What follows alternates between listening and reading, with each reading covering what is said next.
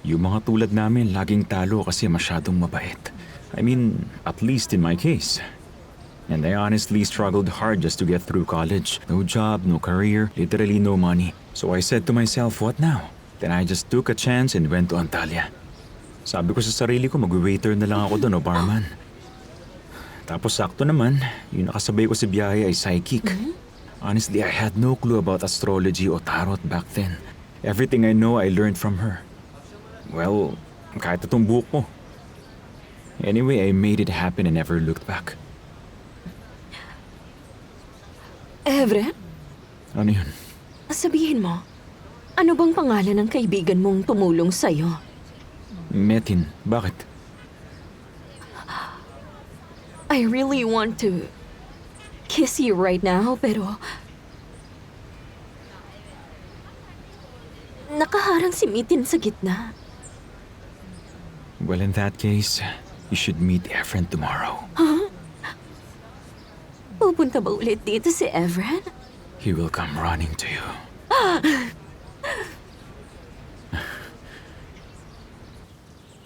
Kung hindi mo ibibigay, kukunin ko yan. Ano ka ba? Kanina ka pa, Aslan. Tumigil. Alam mo, nai-stress na naman ako sa'yo eh. Talaga naman. Ay, Ganito pala. Kainis.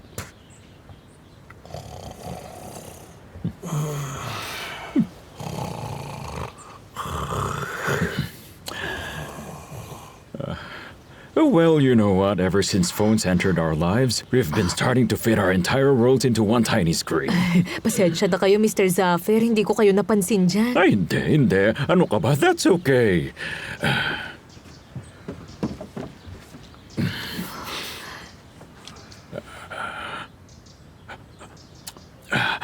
Well, actually, I want to talk to you about something important. Tungkol ba sa pagstay namin dito? Yes, tama ka dyan. Nung sinabi nyo kasing walang aalis dito, hindi na kami makapagsalita nun. Pero aalis din kami. Ay, hindi. I'm asking you to please stop mentioning to everyone that you're leaving this house for a little while. Talk to Yasmin about this, and I'll just handle Belma. Sige po, kakausapin ko si Yasmin tungkol dyan. Ngayong okay na ang band natin at mas naging close na tayo, I don't want you guys to leave this place yet. Sayang yung nabuo nating friendship. Hindi lang yung sa inyo, pati rin yung kay Ada. Pero alam nyo ba, Mr. Zafir, magpapakatotoo na ako sa inyo ha. Wala pa kaming balak umalis dito hanggat hindi pa kinakasal yung mga bata. Let me ask one favor from you. No one can ever know what we talked about here. Most especially, wag na wag mo sasabihin kay Belma. Sige po, wag na kayong mag-alala pa, Mr. Zafir. Maaasahan nyo. Tulog pa, tulog siya. Mabuti naman. Okay, ayos. Saan ka pupunta, Little Red Riding Hood? Pupuntahan ko si Grandma at bibigyan siya ng pagkain. Ay, naku, ano ba yan? Naku po, natapon! Yung juice, cherry juice pa naman yan. Pero hiniram ko lang tong jacket kay Ada. Ano gagawin ko? Ano gagawin ko ngayon? Maaalis to, diba? Tama? Maaalis to, maaalis din. Lagot ako kay Ada nito.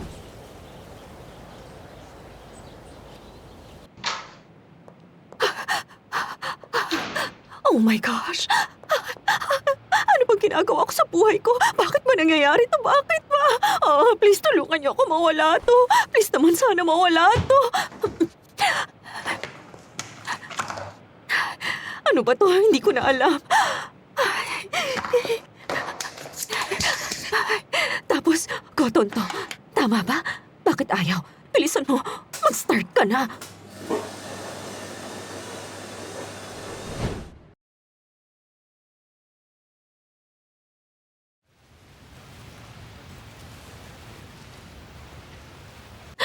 Matanggal ka naman na. Sige na, matanggal ka na.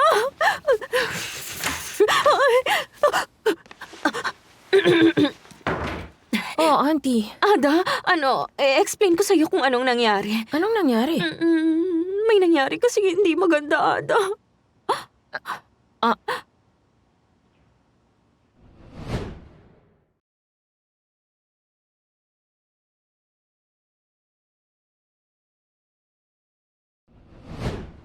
Pero auntie, teka, ganito kasi yung nangyari doon. Explain ko yung nangyari. Pumunta kami ng picnic ni Evren. Nakita ko yung jacket mo. Nagandahan ako. At pagkatapos, sinuot ko yung jacket sa picnic. Pagkatapos noon, biglang may natapon na juice dito. Nagka-stain siya. Tapos nilagay ko sa loob ng washing machine. Pero may alam si sis na pantanggal niya. Lalagyan ko tong jacket mo mamaya. Alam ko mawawala yan. Huwag ka na mag-alala, Ada. Huwag ka mag-alala. Matatanggal yan. Seryoso. Auntie naman, auntie, bakit mo naman kasi ginawa yun? Bakit mo pa kasi sinuot tong jacket? Wala na yung singsing. Anong singsing yun? Mag-pray ka, auntie, na mahanap ko yun bago makita ng iba. Ada, anong singsing ba yun? Auntie Hanife, have you seen where my rag doll is? Nilabhan ko siya kanina, dear. Kukunin ko lang yung iba pang dolls. I'll wash it and bring it to you. Oh no.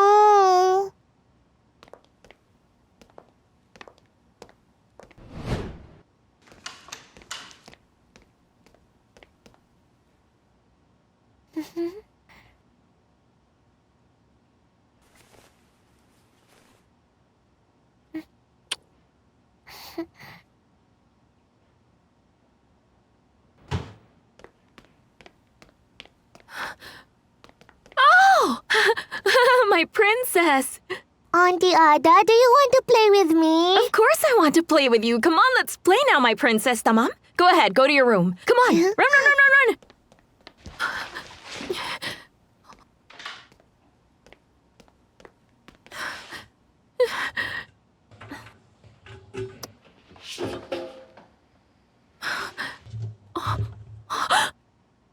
Nasaan na yun? Hala! Wala yung singsing dito. Nasaan na yun? Nasaan na yung singsing? Nasaan na? Saan napunta yun? Dugje, listen, I really like you. You're a good girl. Kaya lang, Dugje, I asked you one thing and that is to keep us from all these troubles, but you made it worse. Tell me, what did you do, Dugje? Sige, tell me, what did you do? But Auntie Belma, Yvette, I can explain. Hold on, wait a minute. I'm not done talking yet. My handsome son comes home in the middle of the night nang nakapaa. And then another night, he gets into a street fight like a thug. And then umuwi siya ng duguan ng noo. And the night after that, his dad really had to pick him up from the police station. Sabihin mo, sino bang kasama niya nun? Ada. But where were you, Tugje? Tell me right now, where were you that day then, Tugje? Are you asking if I want to play with you? Because I'd love to.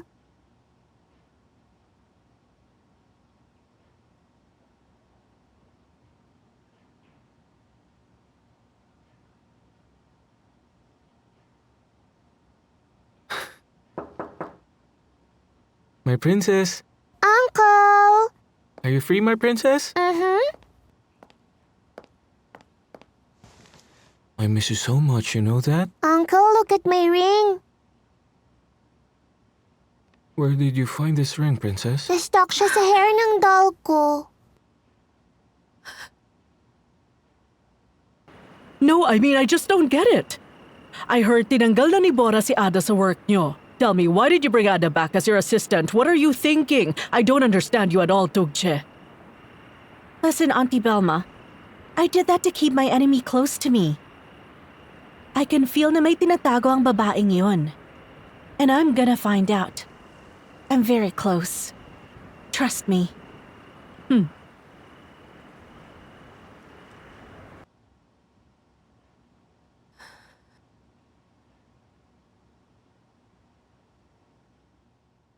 Auntie Ada!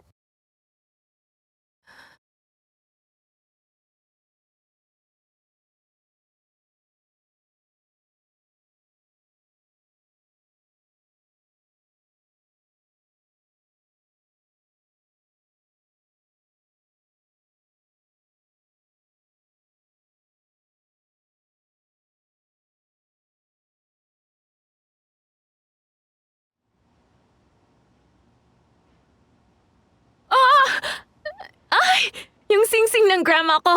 Elif, saan mo nahanap yung ring na to? Nakastock siya sa hair ng doll ko. Na-stuck sa hair ng doll mo. Siyempre, oo naman, sasabit talaga to. Actually, nilagay ko yung ring sa pocket ng jacket ko. And then nilagay ko sa washing machine kaya nalaban ng paulit-ulit. Doon nagsimula yon until maipit sa hair ng doll mo. Things like that happen. Good night! Did it come out of here? Evet. Girl, ring ba talaga yan ni Grandma o ring ng anek ko? Auntie, dito pa talaga. Girl, kailangan ko makita. Ada? What's going on? What's happening? Ay, nakakantok. Mauna na ako sa inyo. Good night sa inyo. Miss Yasmin? Good night, Mr. Bora.